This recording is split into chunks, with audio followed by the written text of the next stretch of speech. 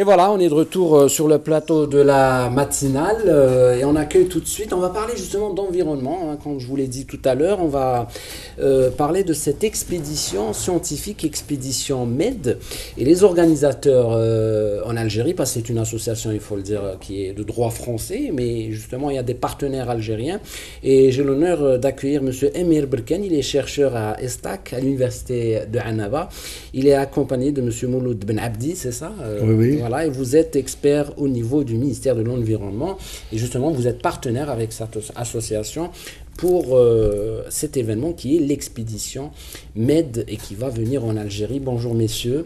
Bonjour. Je vais commencer par vous, Monsieur Emir Berkane. Donc parlez-nous un petit peu de cette aventure scientifique.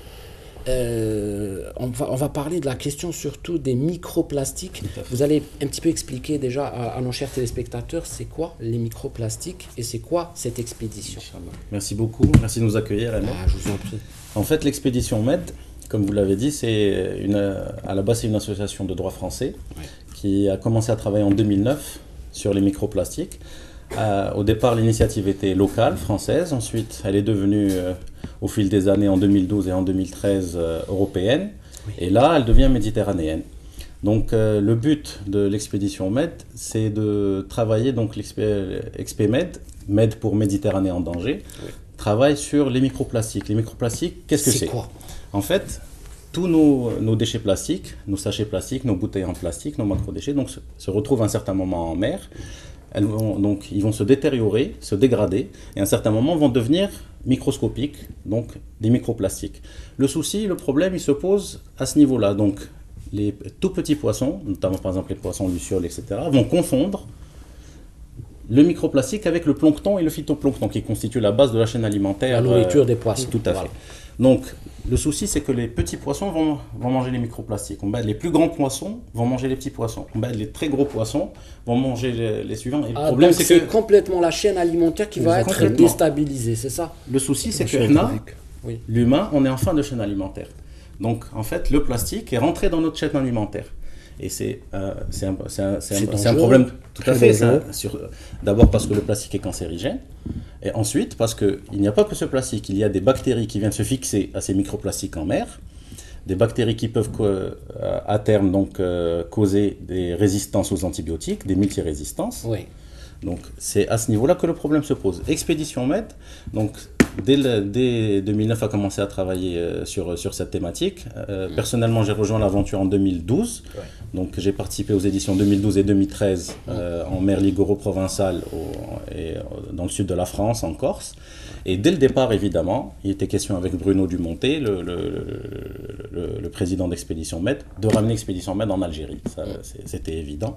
Alhamdoulilah, cette année, donc avec l'Algérie qui fait un petit peu 1400 km de côte méditerranéenne, donc c'était un peu normal. Tout à fait, c'était évident. Et puis en tant qu'Algérien, l'intérêt pour moi justement est d'apporter donc un protocole de recherche en Algérie.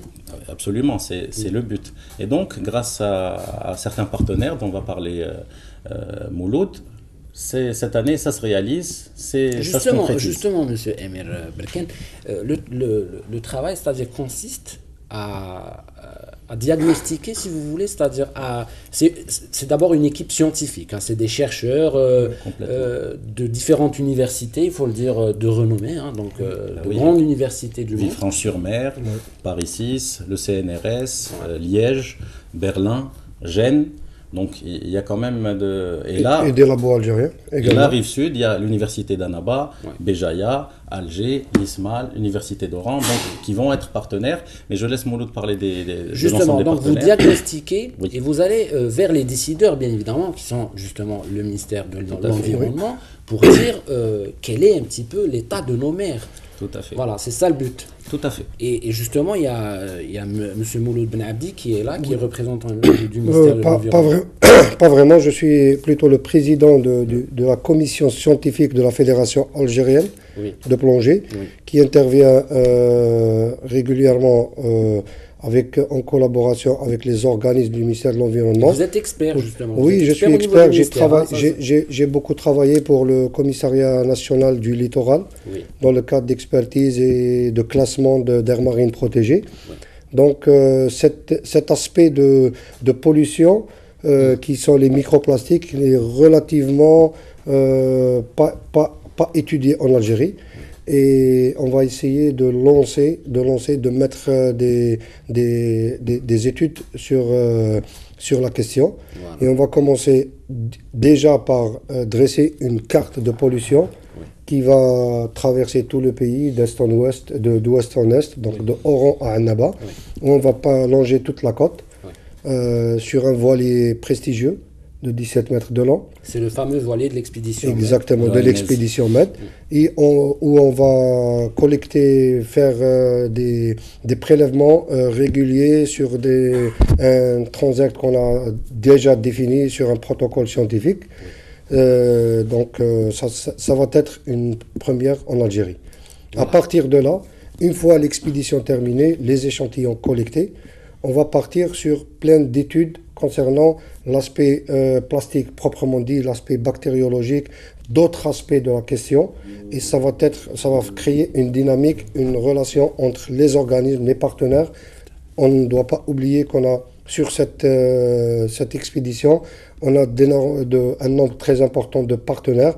Je ne citerai pas tout le monde parce qu'ils sont nombreux, mais je citerai certainement, il y a les organisateurs, c'est la Fédération algérienne avec le laboratoire EcoStack de Annaba, qui est un labo très très actif dans le domaine. Également, on a le partenaire associatif principal, qui est l'association Barbaros d'Oran, c'est une association écologique, et l'association de Béjaïa, qui vont prendre tout l'aspect, le laboratoire chimique pour l'étude de ce volet. Merci beaucoup, M. Mouloud. Emir Berken, on va faire défiler des images parce qu'il faudrait nous les commenter. Avec grand plaisir.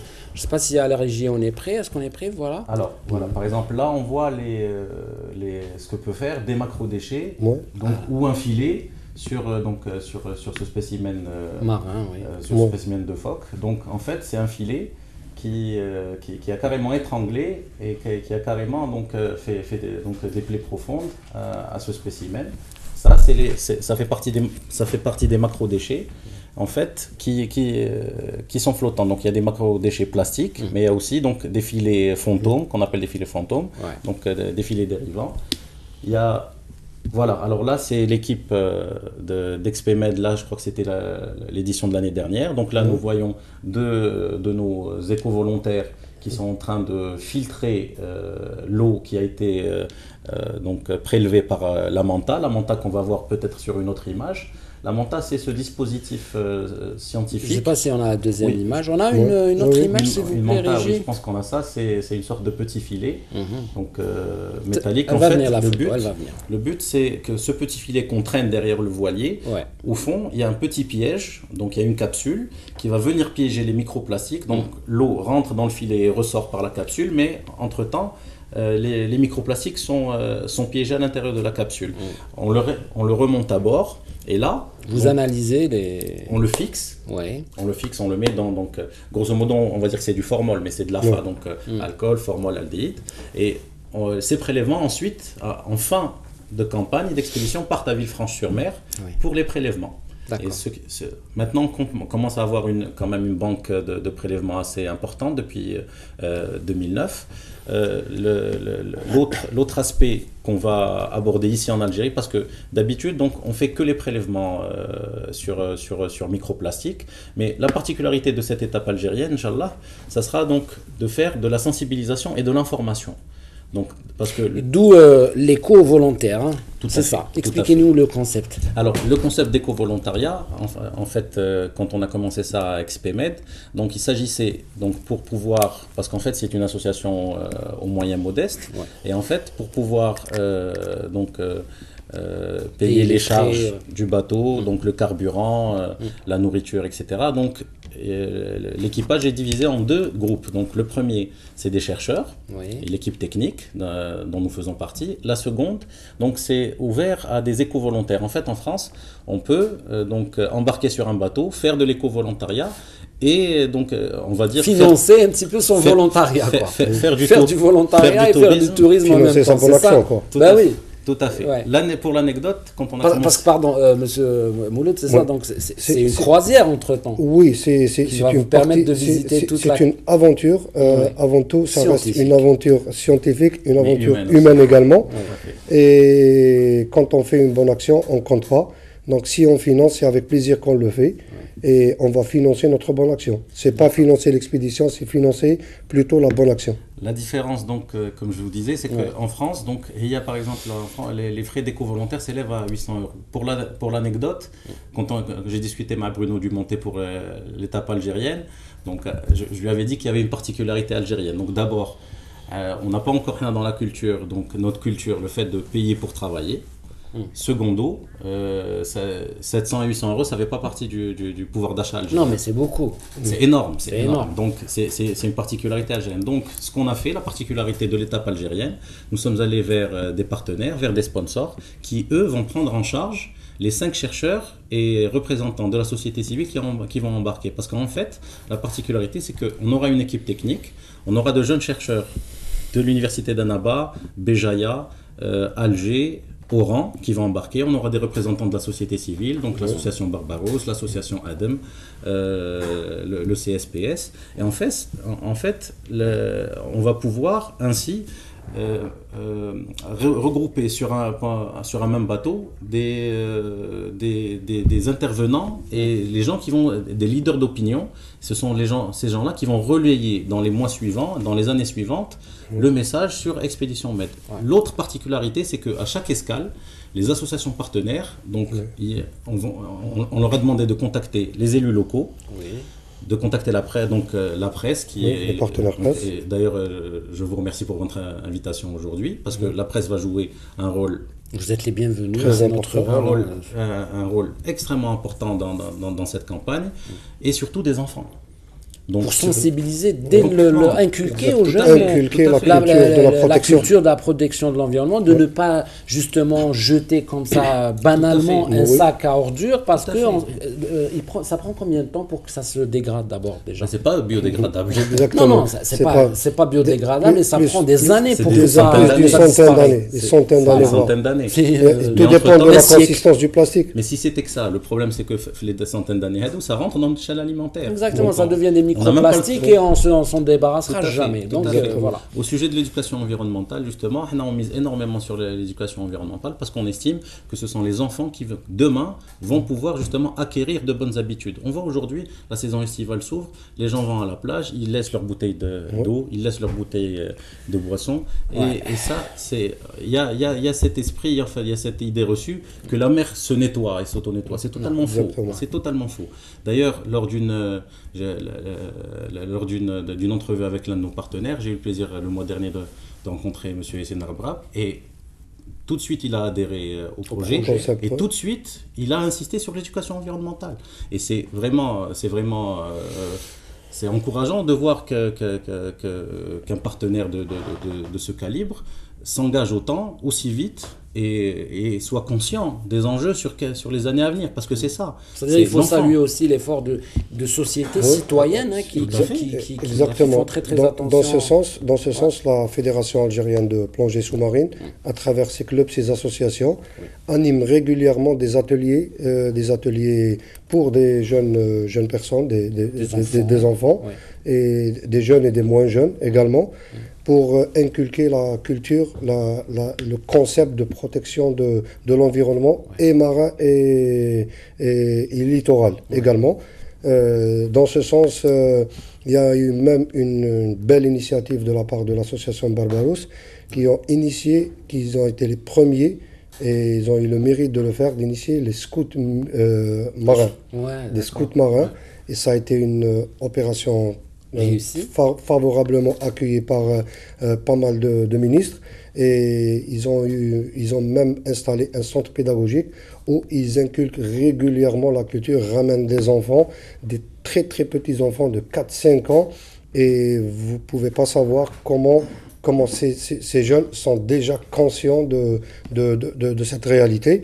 Moi-même personnellement, aujourd'hui, dans 2 heures, je vais accueillir une vingtaine de gosses au niveau d'un club de plongée pour essayer de leur faire le tour de la plage essayer de mettre des noms sur des choses qu'ils ont l'habitude. Je dis bien des choses parce que pour eux, c'est des choses. Ils ne font pas la différence entre une algue et d'autres plantes. Oui. Donc, on va essayer de leur toucher du doigt, les sensibiliser à cet aspect de la vie marine. Et je suis certain, je reste très confiant qu'à 19 ans ou à 20 ans, ils seront des fervents défenseurs de notre mer. Tout à fait. En plus, il faut citer qu'il y a beaucoup d'initiatives. Je pense notamment maintenant à cette initiative de la radio, qui est les éboueurs de la mer, qui a pris bien sûr de l'expérience à travers les années. Le port bleu qui a engendré beaucoup de volontaires autour d'une action de protection de l'environnement. Je ne sais pas, ils sont arrivés à peut-être à plus de, je sais pas. Non, c'est des dizaines de tonnes. Ça a commencé très petit au niveau de la Pérouse, avec une association. Et maintenant, ça devient un mouvement, une tendance même. Et je salue au passage les initiateurs de cet événement. Tout à fait. Peut-être, Émile, il faut aussi élaborer des contacts avec des associations pareilles, avec la radio, peut-être avec les éboueurs de la mer, pour les impliquer dans cette action. Non, ils sont de facto partenaires. Parce qu'au niveau de chaque étape, donc, Inch'Allah, comme l'a dit Mouloud, on va commencer d'ouest en est, donc Oran, Mostaganem, Alger, Béjaïa, Jijel, Skikda et Annaba. Et à chaque étape, donc, on mise sur trois axes. Les élus politiques locaux. Oui. Pour sensibiliser et convaincre les décideurs, parce que c'est eux qui peuvent changer les choses. J'ouvre une parenthèse, il y a 3 mois, Expédition Med France a réussi à faire passer un projet de loi à l'Assemblée nationale française sur les microplastiques. On va y venir, Inch'Allah. C'est le but, ça fait partie de nos objectifs, que le législateur algérien légifère justement sur les microplastiques en Algérie. Le deuxième axe, c'est les médias et la presse. Et là, Inch'Allah, donc, tout le monde sera invité, donc les médias audiovisuels, la presse écrite, même des blogueurs influents. Troisième axe, c'est les associations environnementales donc qui travaillent essentiellement sur l'éducation environnementale ou la protection du littoral. Ça se fera à chaque étape. Voilà, peut-être un dernier mot pour Mouloud Ben Abdi. J'ai juste envie que vous passiez un message, c'est-à-dire pour les enfants qui veulent adhérer à votre club, peut-être qu'ils veulent apprendre des choses, juste une adresse ou... Oui, juste pour la question, à travers le partenaire Fédération algérienne de plongée sous-marine, qui est une fédération qui a de plus de 40 ans d'âge, et